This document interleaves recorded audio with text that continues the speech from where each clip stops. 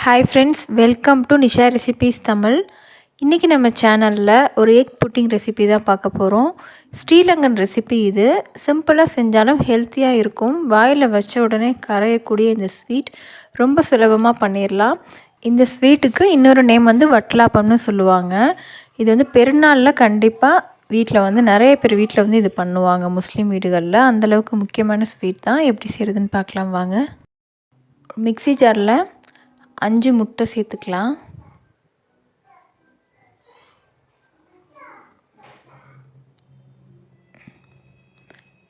இதோட அரை கப் அளவு சர்க்கரை சேர்த்துக்கலாம். அப்படி இல்லைனா வெல்லம் கூட சேர்த்துக்கலாம். 1 கப் அளவு தண்ணி ஊற்றாத பால், காய்ச்சினது அப்படி இல்லைனா காய்ச்சாத இது வேணால் சேர்த்துக்கலாம். 3 ஏலக்காய். பாதாம் பருப்பு தண்ணியில் ஊற வச்சு தோல் உரித்து எடுத்துக்கலாம். சுடு தண்ணியில் 10 நிமிஷம் ஊற வச்சுக்கோங்க. கொஞ்சமாக மஞ்சள் தூள். இது எல்லாத்தையும் சேர்த்து நல்லா அரைச்சி எடுத்துக்கலாம்.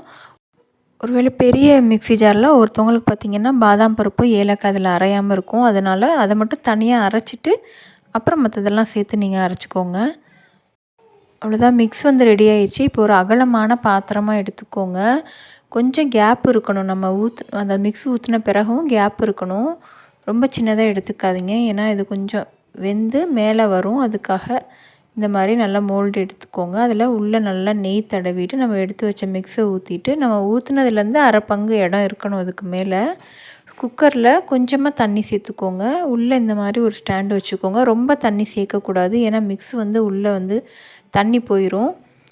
ஸ்டவ் ஆன் பண்ணுறதுக்கு முன்னாடி இதெல்லாம் வச்சுருங்க, ஏன்னா சூடாக குக்கர் இருக்கும்போது இதை உள்ளே வச்சிங்கன்னா ஊற்றிடும். அதுக்காக இதை ஊற்றிட்டு வெளியே வராத மாதிரி நல்ல ஒரு மூடி போட்டுக்கோங்க. அப்படி இல்லைனா அலுமினியம் ஃபாயில் இருந்தால் கூட நீங்கள் போட்டுக்கலாம். தண்ணி உள்ளே போகக்கூடாது, அந்தளவுக்கு கவர் ஆகிற மாதிரி ஒரு மூடி போட்டுக்கலாம்.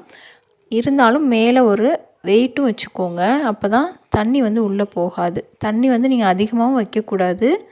இப்போ மூடி வச்சுட்டு குக்கரை நம்ம ஸ்டவ் ஆன் பண்ணி வச்சிடலாம். இப்போ ஃபாஸ்ட்டாக வச்சுட்டு ஒரு விசில் வந்ததுக்கப்புறம் சிம்மில் வச்சுருங்க. சிம்மில் வச்சு 30 நிமிஷம் நீங்கள் வேக வைக்கணும். அதுக்கப்புறம் ஆஃப் பண்ணிடுங்க. விசில்லாம் அடங்கின பிறகு ஆறின பிறகு ஓப்பன் பண்ணணும். சூடோடு ஓப்பன் பண்ணிங்கன்னா கொஞ்சம் கொல கொலன்னு இருக்கும். தண்ணி உள்ளே போகாதபடி இந்த மாதிரி மூடியே எடுத்துட்டு கம்ப்ளீட்டாக இது ஆறணும். நீங்கள் மார்னிங் சாப்பிட்ணுன்னா நைட்டு கூட செஞ்சிடலாம். அந்தளவுக்கு உடனடியாக பார்த்திங்கன்னா கொஞ்சம் கொலன்னு இருக்கும். வெந்துருச்சான்னு இந்த மாதிரி கரண்டி ஊற்றி உள்ளே செக் பண்ணி பார்த்துக்கோங்க, ஒட்டாமல் வருதான்னு.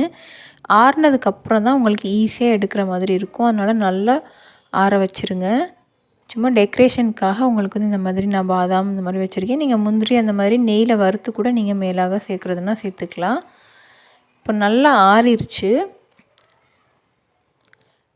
இப்போ ஒரு நைஃப் வச்சு நம்ம வேணுன்ற அளவு பீஸ் கட் பண்ணிக்கலாம். இதை ஓவராலாக நம்ம டர்ன் பண்ணி கேக் மாதிரி கூட கட் பண்ணி எடுத்துடலாம். ஈஸியாக அது உள்ளே நம்ம நெய் க்ரீஸ் பண்ணியிருக்கனால அழகாகவே வந்துடும்.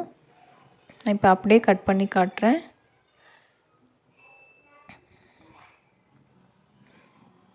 அவ்வளோதான், சிம்பிளான எக் புட்டிங் சூப்பராக ரெடி ஆயிடுச்சு. சூடாக சாப்பிட ரொம்ப நல்லாயிருக்கும். ஃப்ரிட்ஜில் வச்சு கூட சாப்பிட்லாம்.